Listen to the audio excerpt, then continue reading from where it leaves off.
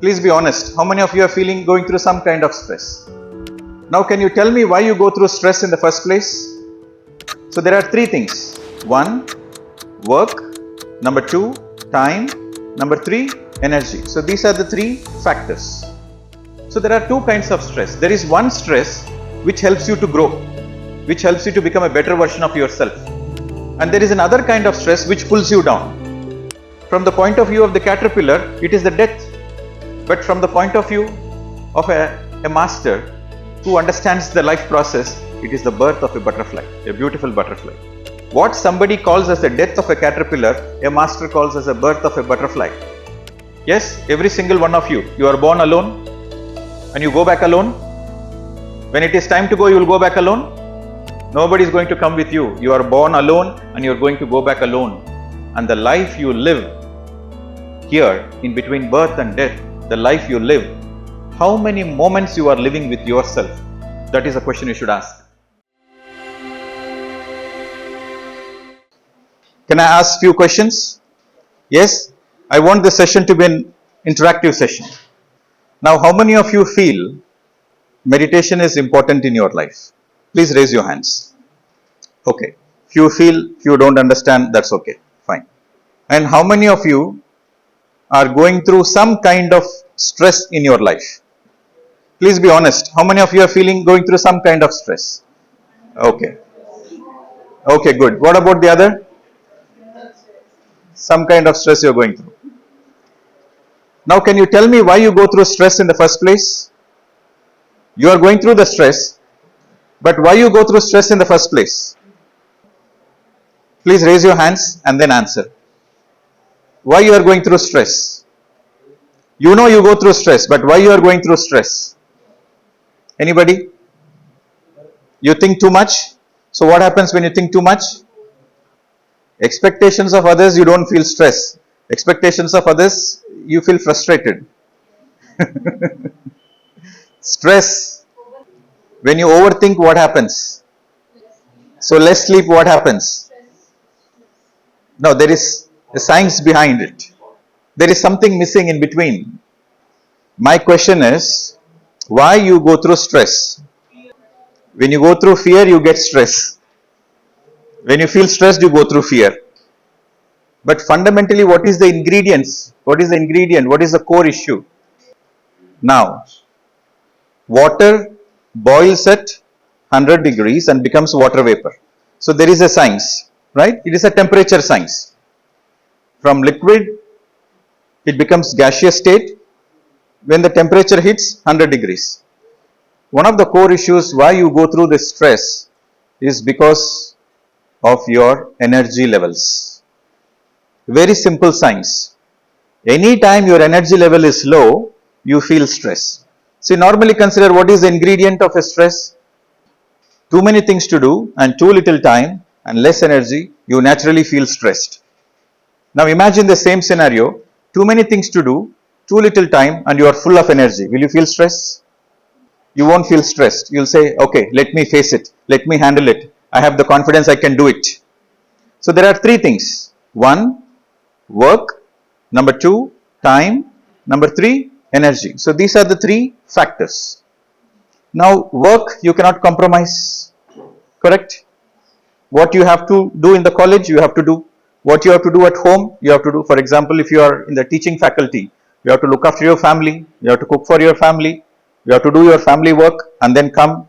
So nothing can be compromised. You cannot compromise on your work. If you are a student, you have to submit the assignments. You have to prepare for the exam. Nothing can be compromised. So you cannot compromise on the work. You cannot compromise on the time because time is the same 24 hours for everybody. Right? So the third factor is the variable factor.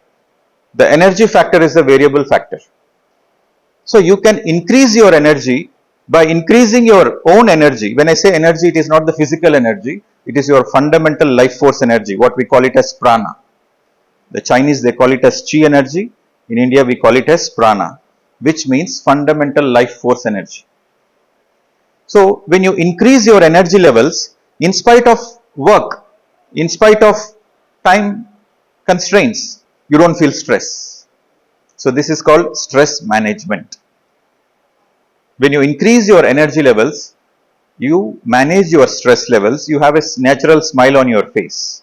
So that's when you become a great student. Is a stress good thing or a bad thing? How many of you feel stress is a bad thing? How many of you feel stress is a good thing? There is no good stress and bad stress. Stress is stress. Okay. See, have you seen a caterpillar trying to become a butterfly? It goes through a lot of pull and push and stress so that the wings are developed and the caterpillar breaks from the cocoon and becomes a beautiful butterfly. Yes? So there is no positive outcome without going through hard work and stress. So there are two kinds of stress. There is one stress which helps you to grow, which helps you to become a better version of yourself. And there is another kind of stress which pulls you down. So there is one stress which raises you above, and there is another stress which pulls you down. Do you know the story of eagle? Eagle, like the rest of the birds, are on one side, eagle is on the other side. Anybody know what is the difference? When there is thunderstorm or when there is heavy rains, the other birds go find their nest. But the eagle flies so high it goes beyond the clouds. So the clouds are challenges for any bird. The thunderstorm, the rains are challenges for a bird, but the eagle rises above the challenge. But the rest of the birds, they go find their own nest for safety and protection. So, in life, for anybody, whether you are a student or whether you are a teacher, whether you are a rickshaw puller or whether you are a multi-billionaire, whoever, any person on the planet Earth has challenges in life. Every person has challenges in life. So challenges are inevitable. It is part of our life. It is only through the challenges we learn our lessons. It is only through challenges we grow. It is only through challenges we become a better version of ourselves. The greatest accomplishments have happened through challenges. In 1991, the Indian economy went through a great challenge. We need to trade our gold, send it in a plane to get some foreign currency so that the economy can survive. There is a crisis, 1991 crisis. So that was a challenge. So the then government utilized the challenge to liberalize the economy. So now the Indian economy grew because of the challenge. Now there was another economical challenge because of Trump. So what they did, GST revampification, and more process is going to come. So every challenge gives an opportunity for you growth. You understand? So challenges are inevitable. Everybody goes through challenges, but how you handle your challenges, that determine the stress. If you understand that that challenges in your life is there for you to be a better person, then you use the same challenge to go one step higher. But if you don't understand that these challenges are there for my own empowerment, then it pulls you down. So how you perceive your life, that matters. From the point of view of the caterpillar, it is the death. But from the point of view of a master who understands the life process, it is the birth of a butterfly, a beautiful butterfly. What somebody calls as the death of a caterpillar, a master calls as a birth of a butterfly.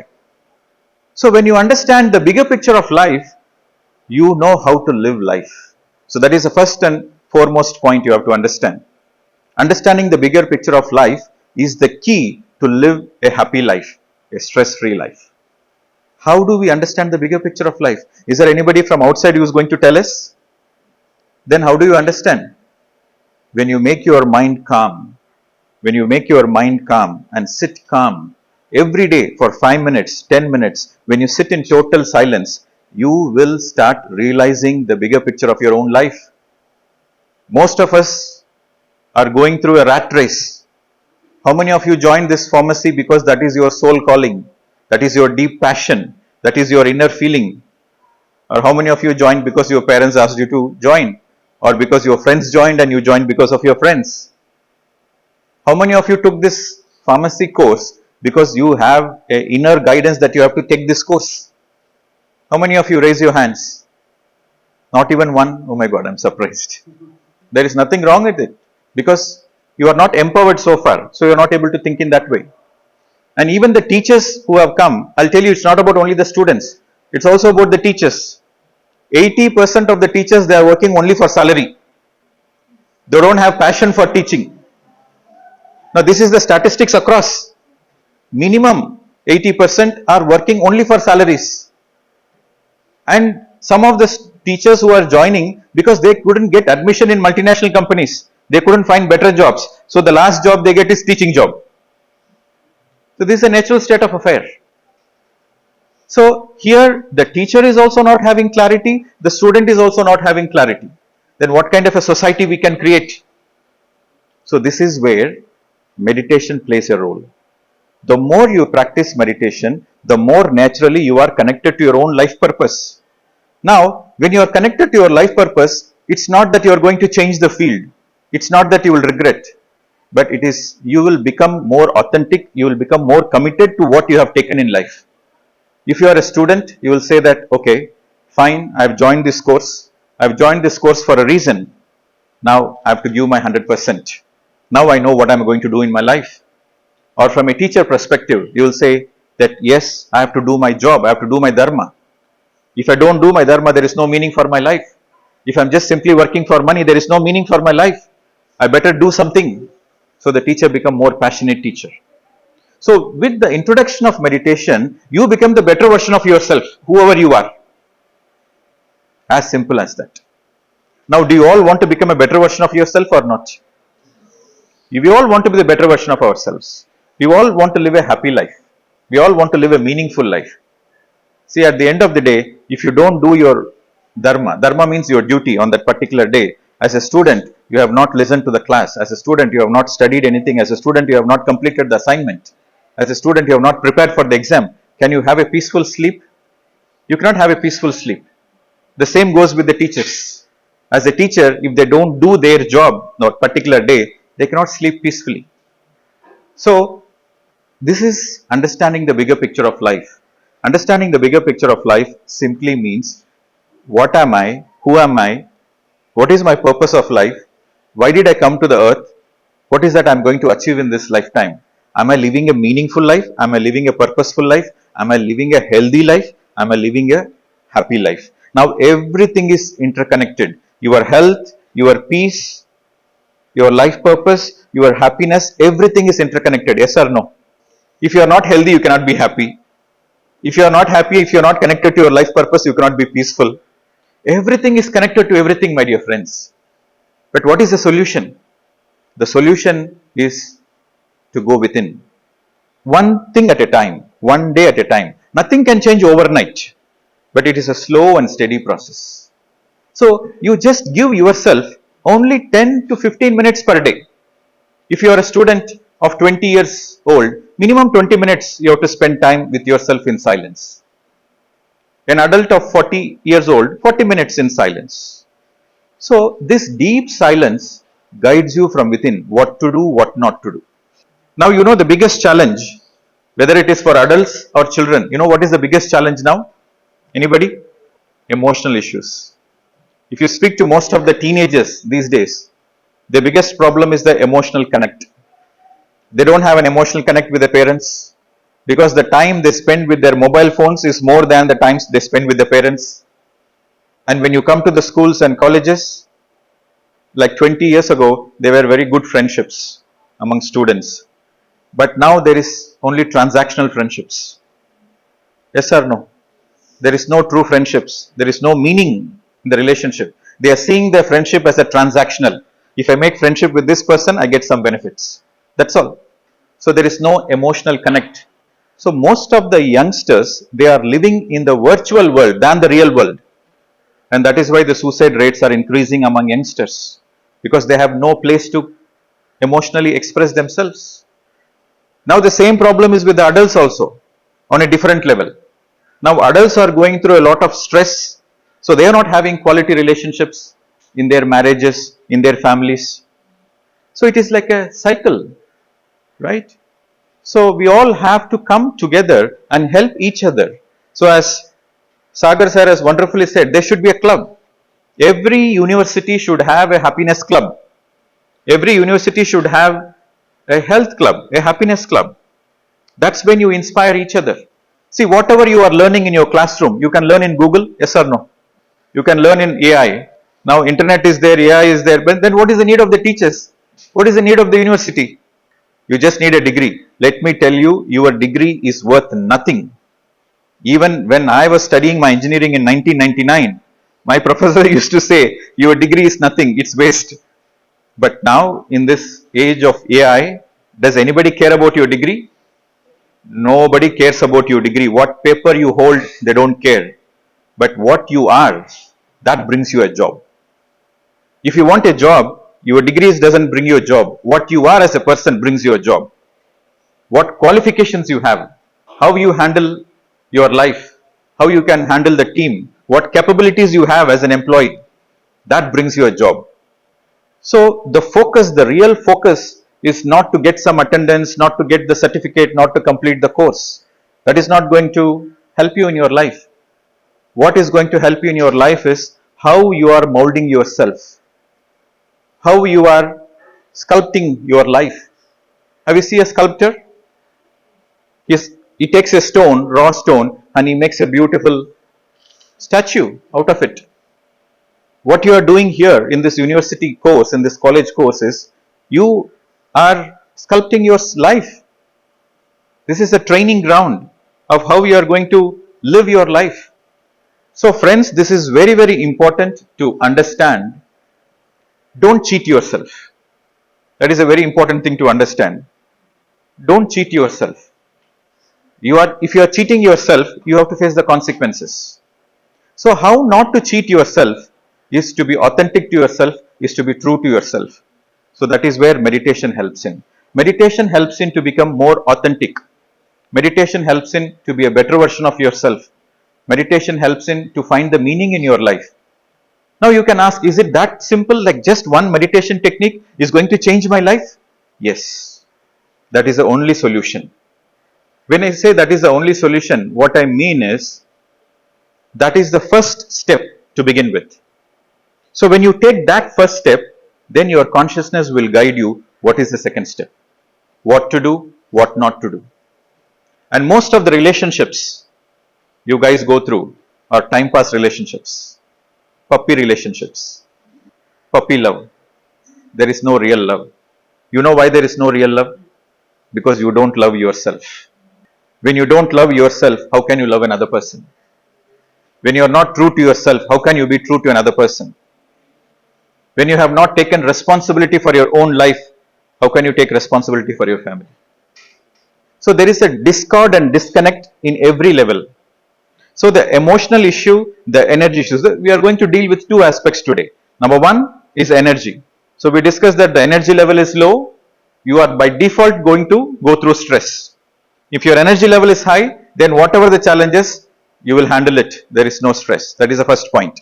The second point we are going to discuss is how to be authentic to yourself and how to handle your emotions and how to balance your emotions. That is an art. And for the raise of their energy levels and to have a balance in your emotions, it is very important you connect with the core of who you are. You are all born alone. Yes, every single one of you. You are born alone and you go back alone. When it is time to go, you will go back alone. You will take with your friends. You will say, oh, you are my dear friend. Can you come with me? My time has come. Nobody is going to come with you. You are born alone and you are going to go back alone. And the life you live here in between birth and death, the life you live, how many moments you are living with yourself? That is a question you should ask. You have come alone and you are going to go back alone. And how many beautiful moments you are spending with yourself? There is a difference between loneliness and aloneness. Nobody is with you and you are also not with you. You feel lonely. Alone means you are totally with yourself. That's why when somebody is disturbing you, you will say, leave me alone. Yeah? You'll say, leave me alone. I want to be with myself. So the question is, how many quality moments you are spending with yourself? So aloneness is a quality moment you are spending with yourself. Now let us try only 5 minutes of quality spending time with yourself. Are you ready? 5 minutes. Only 5 minutes. I am going to guide you This 5 minutes is really going to help you. We'll have multiple sessions where we'll begin with only 5 minutes and see how it is, and then we go to the next session of 10 minutes and 15 minutes. So, this is a wonderful exercise, a beautiful exercise, which is going to transform your life once for all. Remember, I told you the first statement, this session is going to transform your life once for all. Your life is no more going to be the same. So, how do you spend quality time with yourself? Number one, the first step is sit physically comfortable, clasping your hands, fingers into fingers, and crossing your feet. You cross your feet, sit back, relax, and be comfortable. That is the first step. Now, you just watch me and then you can practice. So, the first step is clasping your hands and crossing your feet and sitting relaxed and comfortable. Now, what happens when you clasp your hands and crossing your feet? What happens is your body goes into a lock posture. We have, our body has a bioenergy. So, our existing cosmic energy will not go into a dissipation, it is in a lock posture. So, in this lock posture, there is no leakage of energy, your energy is intact, right? So, we call it as a lock posture. Your fingers, lot of energy, we spend lot of energy through the fingers and through the feet. And do you know the energy science? What is the percentage of energy? You are pharmacy students, no? Any medical students? Pharmacy and forensic. Okay. 10% of your energy gets conserved when you lock your fingers. Another 10% of your energy gets conserved when you cross your feet. 80% of your energy gets conserved when you close your eyes. 80% of the energy we spend through our cognitive capabilities. 80%. I'm not speaking some theory, I'm speaking the science. 80% of our energy is spent through our cognitive abilities. What is cognitive abilities? Your ability to see, your ability to think, your ability to perceive. These are all cognitive capabilities. So when you close your eyes, 80% of your energy gets conserved. Eyes are the doorways of the outside world. Meditation is a inner journey. So you have to close your eyes. So when you close your eyes, your journey inwards begins. Now when I said cognitive capabilities, it is your ability to think also. So that comes the second step. The first step is physically you are locked. Now the second step is after you close your eyes, your focus, your 100% focus is on your natural breath. How the breath is touching the tip of the nose, how it is going in and how it is coming out. You remain a witness to that. You remain a simple witness to your natural flow of the breath. No mantras, no tantras, no manipulation of the breath, no forceful inhalation, no forceful exhalation, nothing. You simply become a witness to your own natural breath. For some people, the breath is little deeper. For some people, the breath is little shallow. Whatever it is, you have to follow your own natural breath. Nature is always perfect. Do you believe that? Nature is perfect. So your breath is also perfect. So no need to manipulate your breath. So closing your eyes, the second step is to observe the natural breath. And while you are closing your eyes and observing the natural breath, suddenly you might notice that you are thinking. And people say, sir, when I close my eyes, I get a lot of thoughts. When I close my eyes, I get a lot of thoughts. My dear friends, when you close your eyes, thoughts don't come. But you become aware of your thoughts for the first time. The thoughts are already existing. The thoughts exist, but you become aware of your thoughts. Unconsciously you are thinking, but when you close your eyes, when you focus on the breath, you will become conscious of your thoughts. So every time you notice any thought, whether it is a negative thought, positive thought, miraculous thought, any kind of thought or any future planning, whatever you notice, immediately you cut and come back to the breath. You tell yourself, okay, it is a beautiful planning, but I will think about it after I open my eyes. But now my 100% focus is only on my breath. So when you cut the thoughts and come back to breath, cut the thoughts and come back to breath, what happens? Your mind surrenders to your breath. Your mind becomes empty. So that is the time you spend 100% quality time with yourself. When your mind is totally empty, you are spending a beautiful quality time with yourself. That is when you will have the inner guidance, what to do, what not to do, how to do, how not to do, when to do, when not to do. So that is when you will have all the guidance of your life purpose, your understanding of life, your understanding of the bigger picture, and you will be the best of who you are. So once again I repeat, and you have to follow me. What is the first step?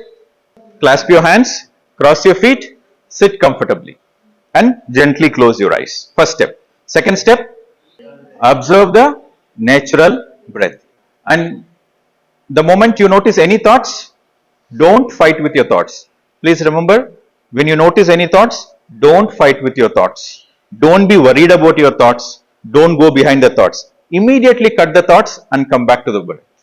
Cut the thoughts, come back to the breath. That is the second step. Only two steps. First step is called Sukhasana. Sukha means comfortable and still. So sit comfortably and sit still. First step. Second step is Sukha Pranayam. Sukha Pranayam means observing the natural breath. Any thoughts, cut and come back to the breath. Come back to the breath. Your natural breath. So sometimes people ask, sir, how do I observe the breath, sir? Very simple. Breath is already happening. I'm speaking, breath is already happening. You are listening, breath is already happening. Yes or no? So you become aware of your natural breath. Or in other words, be a witness to your breath. Or in other words, follow your breath. When the breath is going in, let your awareness go in. When the breath is coming out, let your awareness come out. So follow your breath. Can you understand the energy science? The science of meditation is, it is a science. When do we define science? When do we call something as a science? When something can be replicable. When something can be replicable by any person, any time, any place, the same output should come. When something can be replicable, we call it as a science. So we call it as a chemical science, because chemical A, chemical B, when it comes together under standard pressure, standard temperature, you will have the same outcome. Physical science, chemical science. So we call it as a science. Similarly, meditation is a science. What is the science of meditation? The science of meditation is, when you close your eyes and observe the breath, your thoughts reduce, and slowly, slowly your thoughts become empty. That is the science, meditation science. Now, how many of you noticed, in the beginning you have more thoughts, but slowly, slowly your thoughts have reduced a little bit? How many of you noticed it? The more you are observing the breath, the more your thoughts have reduced. You have noticed it, right? Okay. Why your thoughts have reduced? Because when you are with your breath, now breath is happening in the present moment, yes? Breath is happening in the present moment. So when you focus on the breath, you come to the present moment. And when you come to the present moment, naturally your mind becomes empty. Because mind exists only in the past and only in the future. Mind exists, your thoughts exist only in the past and only in the future. In the present moment, mind doesn't exist. Your mind is nothing but bundle of thoughts. Imagine, every thought you think either is about the past or about the future. Yes? In the present moment, there is no thoughts. In the present moment, you live life. You are living life in the present moment. So the more you come to the present moment, the more you understand life. The more you live life. The more you experience life. Now imagine, the most happiest moments in your life are the moments when you are totally in the present moment. Yes or no? You cannot think about something and be happy. Only when you are in the present moment, you are experiencing life. So, and also mind needs a point to focus on. And breath is flowing. Breath is formless. Breath is shapeless. Mind needs something to hold on to it. Breath doesn't have form. Breath doesn't have shape. And it is also flowing. So when you focus on your breath, naturally your thoughts reduce. Naturally your mind surrenders. So that is when the lesser the thoughts, the more the cosmic energy. You feel fresh because of energy. So when you close your eyes and observe the breath, you get two things. The first thing is you receive energy, which you have all experienced. The feeling of freshness is nothing but because of energy. When you have more energy, you feel fresh. When you have less energy, you feel tired. Yes or no? Physically, you are not doing any work, but you listen to the class for 1 hour continuously, 2 hours continuously, you feel mental fatigue, you feel tired. Yes? Because physically you are not tired, but energy wise, you are drained of energy. So less energy you feel tired, more energy you feel fresh. So this is a beautiful signs which will help your life, especially the students. Now, I was proposing to principal sir, dean sir. So he was saying about there is a club or there is an association which helps the students in their examinations and how they perform in their competitive exams and other things. Now, for students, I'll tell you one simple thing. Before you start any exam, before you start writing your exam, only for 5 minutes you close your eyes and be with your breath. Only for 5 minutes you close your eyes and be with your breath. Your mind becomes so calm. Your mind becomes so peaceful. Now, the more peaceful you are, the more better your memory power is. You will be are you the best when you are peaceful, or are you the best when you are stressed? When you are peaceful, you are the best. When you are stressed, you know what happens? Whatever you study, you forget. So that's why people study a lot, but when they come to the exam center, they forget because of the stress factor. But the more peaceful you are, the more you will remember anything you read and anything you heard, you will remember, you will recollect. So every exam, before you start an exam, 5 minutes you close your eyes, observe the breath, and then you start writing the exam. Automatically, all the things you studied, you observed, everything comes into your memory. And what you have not studied also comes into your memory. Your creative force will start working on. So you will write your exam with your own creativity. Even though you never studied it, the subject will flow through you because of your own creativity. So you will be your best. All the competitive exams or any exam, as a matter of fact, you will excel the best if you do 5 minutes meditation. Now the same thing, before a lecture is 1 hour lecture. 1 hour lecture, before the lecturer starts the lecture, the student has to just close the eyes for 5 minutes and be with the breath. And the teacher has to close the eyes and be with the breath for 5 minutes. Now, whatever the teacher wants to teach in 1 hour, the teacher will be able to teach only in 40 minutes. And the students will never become tired, because for every student, the attention span is maximum of 40 minutes. The attention span is maximum 40 minutes. More than 40 minutes, they cannot focus. The attention span doesn't exist. That is for a healthy student. For a student who is already in some kind of a stress, the attention span is only 20 minutes. So 5 minutes of meditation in every class, the attention span of the student increases and the energy of the teacher increases. So there is a beautiful relationship between a teacher and the student. And we have experimented it across many schools, and it has created miracles. It has created a certain behavioral change. Now, most of the institutions, they complain about discipline. Most of the institutions, when I speak to the management, they say we are not bothered about the grades. We are not bothered about whether the student is studying or not. We are not bothered. But our main focus is the discipline. These days, the students are very sensitive. If the teacher scolds, the students are committing suicide. Just for scolding, punishing, the students are committing suicide. The students are very fragile. Emotionally, they are very fragile. They cannot take it. 20 years ago, the students are beat by the teacher. If the homework is not done, the teacher will go and beat. Even in engineering days.